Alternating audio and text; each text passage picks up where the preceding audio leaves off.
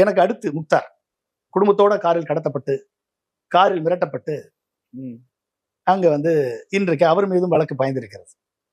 அதற்கு அடுத்து திருச்சி சூர்யா, அவர் மேல வழக்கு பாய்ந்திருக்கிறது. 5000 கோடி ஊழலை பற்றி சொல்லிவிட்டார் என்று அவர் மீது வழக்கு பாய்ந்திருக்கிறது. அடுத்து ஜல்லிக்கட்டு ஜூலி, அந்த பொண்ணு மேலயும் வழக்கு பாய்ந்திருக்கிறது. இப்ப வந்து மாரிதாஸ் மேல வழக்கு பாய்ந்திருக்கிறது. மாரிதாஸ் வந்து இந்த போதைப் பொருள் கடத்தல் கும்பலுக்கும் லாட்ரி மார்டின் குடும்பத்திற்கும் தொடர்பு இருக்கிறது.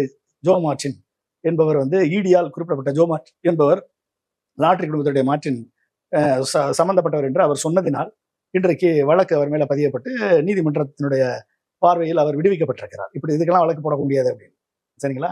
பேச்சுரிமை, கருத்துரிமை இதெல்லாம் மறுக்கப்பட்டு இன்றைக்கு ஜனநாயகத்தின் குரல் வலை நெரிக்கப்பட்டு இன்றைக்கு தொடர்ந்து பழிவாங்குதல் படலம் மட்டும் இன்றைக்கு நடந்து கொண்டிருக்கிறது.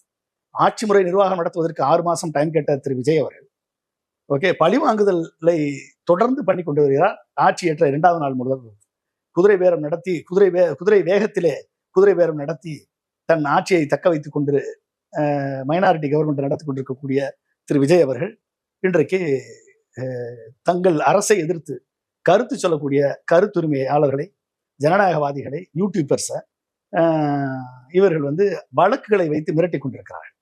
இது வந்து ஜனநாயகத்தின் குரல் வலை நெரிக்கக்கூடிய செயலாகும்.